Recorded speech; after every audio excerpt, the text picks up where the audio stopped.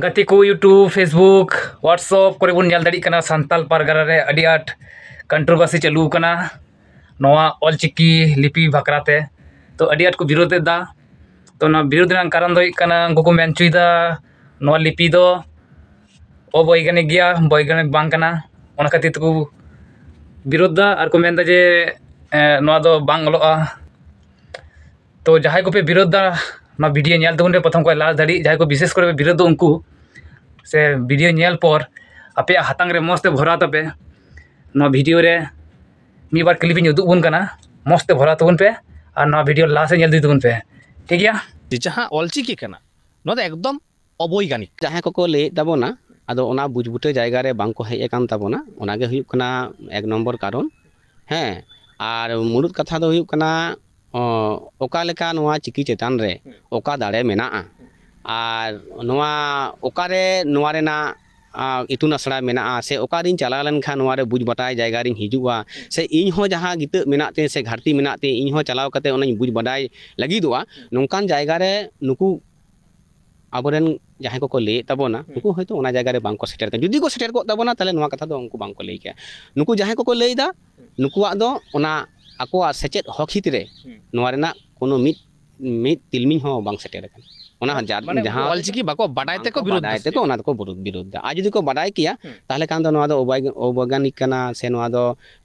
जुक्ति बनुआ से नोआ चिकी रिना दो नुका हानते नाते कना नोआ रिया दो जथात लागत बनुआ से अड़े को बाय साब दोय दा से आड़ांग को बाय साब दोय दा नोआ को कथा में रिया गे बनुआ जुदि गुरु गमके नोआ चिकी जखने आया गुनी भाबीते जखन गे उनहो तो चिकी तहे कना ताले तो नुना उहिर रिया दरकार तहे कना गेल शर्मा गेलबार शर्मा बीर बुरु रेगे तहे कते जे अब जे नोआ चिकी नुना ध्यान कते से नुना कष्ट कते हटकेत कते जे नोआ चिकी एम टो आबना ताले नोआ रिया तो जथात तो मेना गया जुदी अब ओना जायगा रे बोन चला आदो जुदी हांडे नाडे तहे कते बोन लैया जे नोआ रिया नोआ दो विज्ञान सम्मत बांग कना ताहले ओना दिन मेना होयतो उनी जहाय बाबा गे से जहाय गोगो गे लेए उनी होयतो घाटी मेना नोआ मेखा मिसरन होड़ा मेन कान ताको जे ऑलचिकी दो चेदा आबू रोमान चिकी ते जतो बन दाड़िया एवं ठाम ठाम बांगमा उचिरा ताहले ऑलचिकी दो चेदा रोमान चिकी ते बन कराव दाड़िया किया उन दिन खन रोमान चिकी ते ऑल हेज कान ताहे आदो रोमान चिका पारसी रेना जांग लेकाते दो ओना लिपि रे ओना दाड़े बनुआ चे लेका रे बनुआ जुदी आबो नोंकाना मिटन अड़े बोन लेया आबोआ पारसी रेना अड़े गे ले लेखान नोंका जेमन जुदी लेया चांदान तो चांदान हुई लेया आ चंदन हुई लेदा माना हड़ा गे ᱧᱩᱛᱩᱢ दो किंतु मिटे चांदान ता ᱧᱩᱛᱩᱢ चांदान जहाँ टुडू हुक मुर्मू जहाँ गे टाइटल दो आ चंदन आदो ओंडे स्पेलिंग बोन नेला CHANDAN आ चंदन रहो जस्ट लाइक इनके गे ताहले नो नोआ स्पेलिंग रे हो जे चिकी व्यवहार करना तो ना चिकी जहाँ व्यवहार करना जहाँ ना ᱧᱩᱛᱩᱢ रे नोआ तो ताले ओना रे बछनिक तो बांग हुयुक करना चांदानी होय से चंदनी होय नोआ रे तो बछनिक तो चिकते इन पटाई रोमान जहाँ डिजाइन करना ओना रोमान डिजाइन रे नेल करना CH दो बांग ओना C रेगे आर की उच उचरे करना है आर टुड मेना आकदा टुड हो मेना आकदा आर की माने मु टुड लेका जहाँ लेका कते आर की चांदान उचरे हो उचरे है ओडे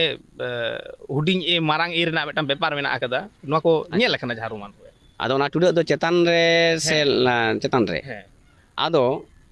मेटेन नोडे दो लयोगा नियगे जे पारसी रेना नोडे मेटेन ले तबना लेने रेना अयत जे पारसी रेना गार चिकना आड़ांगे ऑलचिकी बो मेता कना आदो पारसी रेना गार चिकना आड़ांगे ऑलचिकी बोन मेता कना आदो जखन गे मेटेन मेना जे ऑल कोरेना गार चिकना रोड़गे चिकी बोन मेता कना मेनखा एनारगिन लेका तबना जे चिकी और ऑलचिकी रेना फरक दो आदि तेगे मेना आदो नोआ इंग्रेजी अल्फाबेट रे दो नोआ दो चिकी लेका तेगे किंतु नोआ दो मेना किंतु ओना दो आड़ांग अनुज जहाँ बोन मेता कना गुरु गमके जी जहाँ आड़ांग अनुज ऑलचिकी जे तैयार ऑटो का बुना नोआ आड़ांग अनुज ऑलचिकी रिया माने दो किंतु आदि तेगे मेना मेनखान ओना रे दो किंतु रोमान रे दो ओना आड़ांग अनुज लेका ते दो बनुआ ओना होते तेगे ओना दाड़े दो बनुआ और ओना जहाँ टुडे ओना आड़ांग अनुज मान जहाँ मेन दा ओना कटी पुष्टे होलम आड़ांग अनुज बोलते चलेका मेन आड़ांग अनुज माने चे जहाँ आड़ांग ताकेरवा आड़ांगवा ओना आड़ांग सब धोए जेमन जेमन चांदान के जुदी लैया चांदान के ताले उच आ मुटुड उद आ एन चांदान एकदम नोआ दा पुष्ट पुष्टि मुते आड़ांग कना चांदान चा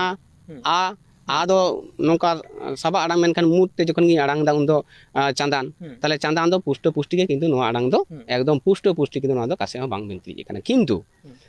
ओना इंग्रेजी स्पेलिंग रे दो किंतु नोआ चांदान से चंदन कना इन बइन बुटा दड़े कना ओना नेल कते दो बइन बुटा आ टुडा चेतान कते इन ले लेगे टुडा दो आबो तीन बन व्यवहारा जुदी उनी ओना सर रे ओना जहां अल्फाबेट सर रे जुदी ओना टुडा बनुआ ताले इन व्यवहार इन चिकते गुरु गमके जेमन नोआ आबो जहां एम का बना चिकी जहां तेरा टो का बना ओ खन अहत धबि बन नेल लेखान जतो गे किंतु एकदम पारसी रेना जहां साडे गे ओना किंतु आदि चेसा कते किंतु ओना तेगे इने चिकी तेगे ऑल पुरक कना तो नोआ दाड़े तो बनुआ ताले ओना टुडा करे नाम केदा जुदी नोंकाना मेटेन कथा जे ध्वनिर लिखित रूप जुदी बर्ण হয় বর্ণের উচ্চারিত রূপ শব্দ মেনখান অঙ্কা লেকাতে তো ওনা বাং ᱧᱟᱢᱚᱜ ᱠᱟᱱᱟ ওকা লেকারে ᱦᱩᱭᱩᱜ ᱠᱟᱱᱟ ᱤᱧ ᱦᱚᱸ ᱛᱚ ᱚᱱᱟ ᱠᱚᱱফᱤউᱡ ᱨᱮᱜᱮ ᱢᱤᱱᱟᱹᱧᱟ ᱟᱨ ᱚᱱᱟ ᱮᱞᱯᱷᱟᱵᱮᱴ ᱵᱷᱤᱛᱤᱨ ᱨᱮᱫᱚ ᱠᱤᱱᱛᱩ ᱴᱩᱰᱟᱹᱜ ᱜᱟᱹᱣᱤᱡ ᱜᱚᱰᱟᱡ ᱫᱚ ᱪᱮᱫ ᱦᱚᱸ ᱵᱟᱹᱱᱩᱜᱼᱟ ᱛᱟᱦᱞᱮ ᱩᱱᱤ ᱵᱮᱣᱦᱟᱨᱚᱜ ᱠᱟᱱᱟ ᱚᱠᱟ ᱠᱷᱚᱱ ᱦᱤᱡᱩᱜ ᱠᱟᱱᱟ ᱛᱟᱦᱞᱮ ᱛᱚ ᱚᱱᱟ ᱫᱚ ᱮᱠᱫᱚᱢ ᱢᱟᱱᱮ ᱪᱮᱫ ᱢᱟᱱᱮ ᱚᱱᱟ ᱫᱚ ᱢᱚᱱ ᱜᱚᱲᱟ ᱞᱮᱠᱟ ᱵᱟᱝ ᱦᱩᱭᱩᱜ ᱢᱮᱱ ᱪᱚᱭᱫᱟ ᱡᱮ ᱥᱟᱱᱛᱟᱲᱤ ᱯᱟᱹᱨᱥᱤ ᱡᱟᱦᱟᱸ ᱟᱵᱚ ᱵᱚᱱ ᱩᱪᱷᱨᱟᱹᱣ ᱫᱟ ᱥᱮ ᱵᱚᱱ ᱨᱚᱲ ᱮᱫᱟ ᱱᱚᱣᱟ ᱫᱚ ᱮᱠᱢᱟᱛᱨᱚ ᱚᱞ ᱪᱤᱠᱤ ᱛᱮᱜᱮ ᱚᱞ ᱥᱚᱫᱚᱨᱚᱜᱼᱟ ᱮᱴᱟᱜ ᱠᱳᱱᱳ ᱛᱮᱫᱚ ᱵᱟᱝᱟ ᱢᱟᱱᱮ ᱚᱞ ᱪᱤᱠᱤ ᱮᱠᱫᱚᱢ ᱥᱴᱮᱱᱰᱟᱨᱰ ᱢᱮᱱᱛᱮ ᱦᱮᱸ ᱱᱚᱣᱟ ᱫᱚ ᱟᱵᱚᱣᱟᱜ ᱫᱚ नोआ पारसी साब दोहो रेना एकमात्र चिकी ना ऑल चिकी नोआ दो स्टैंडर्ड गया नोआ गे आ नोआ ते दो सुदु आबोआ पारसी सुमुंग दो बा जुदी आबो नोंकान ना मेटेन नोआ रेना दाड़े बोन आबो नोआ जायगा रे हेज कते बुझ बडाय जायगा रे जुदी बोन हिजुआ जे चिकी रेना तिना ऑल चिकी दो बा ऑल चिकी रेना तिना दाड़े मेना नोआ जुदी बोन बुझ बडाय जायगा रे बोन हिजुआ ताहले एनखान गे बोन बुझ दाड़ेया जे ऑल चिकी दो तीना दाड़े मेना आ नोआ धुड़ी धरती पुरी साडे गे जहां जातिया आड़ांग गे जिंती पिपड़ी खन नय नाला गाडा मुंडू रेना जहां आड़ांग होय हिसिद रेना जहां साडे नोआ चिकी तेगे आड़ांग दय साब दो दाड़े ओ रे दो तीन अक्तर व्यवहार ओ रे दो नोंकाना रे जेमन जुदी लांग लैया जेमन तोयो आदो तोयो दो अत ओ उई ओ हो लय माने ऑल कते किंतु ओना रे आड़ांग हो तोयो किंतु गहले कते हो किंतु ओना दो तोयो एकी गे आजमवा मेनखान किंतु ओना दो गहले कते जखन गा आड़ांगा उन दो किंतु कटे दो गाहिरो गया तोयो आड़ांगो कना आदो ओना कना जायगा रे आरो मेटेन जायगा रे जेमन बंदोपाध्याय बंदोपाध्याय बाचिक करे गंगोपाध्याय बंदोपाध्याय नोआ को बाचिक करे किंतु नोआ दो ओरे दो गहले लगाव कते किंतु ओना पुष्टो निष्ठो टुडा हो जखन गहले आ आबो जेमन नोआ रस्क करे गिरा करे गहले कना गिरा तो बइन लेदा गिराइन लेदा ताले गिरा करे गहले टुडा जेमन चांदो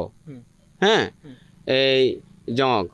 नोआ को मुटुडा जेमन ओरे मुटुडा कते जेमन लगा माने आबो अड़े रे जखन गे नोआ सफासनी किंतु नोआ रेना किंतु आड़ांग फोटिल रकाब कना आदो हो नोंका गे नोआ कोना दाड़े हो आदितेत गे मेना रेला रेना हो फारका रेना हो और अहत रेना हो किंतु आदितेत गे मेना आ नोआ दो जापा चिकी बोन लय कदा जापा चिकी दो जापा चिकी लेका गे किंतु व्यवहार हुआ नोआ दो किंतु एकदम ओ जेमन एनानो गेलांग जहालांग चलावना जे ओ रे थड़को चिकी रे तो ओंडे तो किंतु जापा चिकी जहां गुरु गमके जहां आबोय लय हटो बना से एम हटो का उना चल हटो का जे नोआ को जापा चिकी कना एवं पुथी रे होबन नेल कदा रोनर पुथी रे जे नोआ दो जापा चिकी कना तले जापा चिकी दो जापा लेका गे उनिया दो जापा कना माने गे चेन जापा रेना दो किंतु उनिया दो रूप दो मेना गे बांग आडा कना जापा माने दो मेना कदा जहां ले राहा आड़ांग मेना कदा पहाड़ केचेद आड़ांग मेना कदा तपुट केचेद आड़ांग मेना कदा जलेट केचेद आड़ांग को मेना कदा आदो होय नो तपुट केचेद आड़ांग रे जहां कुली हिजुग कना जे तपुट केचेद आड़ांग रेना सर रे जहां को मेना कदा जतो तो आर बांग तपुगो कना से जतो रे तो आर ओहत दो बांग लगा कना और चेदा बोलते नोडे दो इहि रे आर एड रे नोआ किन चिकी दो पढ़ार गया आदो ओना होते ते नोआ किन चिकी दो तपुट चिकी सर रे मेना रे हो नोआ किन दो पढ़ार गया नोआ गे सेमलेट इतुन आसड़ा रेन अगुवन को से माचेत माचेतनी को नोआ को लय अगु का जे ओना किन दो जेहेतु पढ़ार गया ओंडे दो किंतु अहत दो किंतु ओंडे दो बांग जापागवा ओ रे आज रे उद रे आर ओब रे ओना को पुनिया चिकी रे गे ohot japak kate ona gita arang se tapu arang parhar hocoy lagi tege se uska hocoy lagi tege ona ohot do kintu onde full video जुदी नेल साना बना तो ट्राइब टीवी रे चला दबन पे इन काट कते उदुक का मेन टॉपिक तो ओना रे फुल वीडियो मेना अडी विस्तार तो ना वीडियो मेना अडी नपाय वीडियो ना तो ना वीडियो नेल तबन पे और नवा चैनल ठाय पे नवा गया लाइक तुन शेयर तुन कमेंट तुन सब्सक्राइब तुन पे मा तबे नोडे गन ना वीडियो तन मुचाद गान दबना।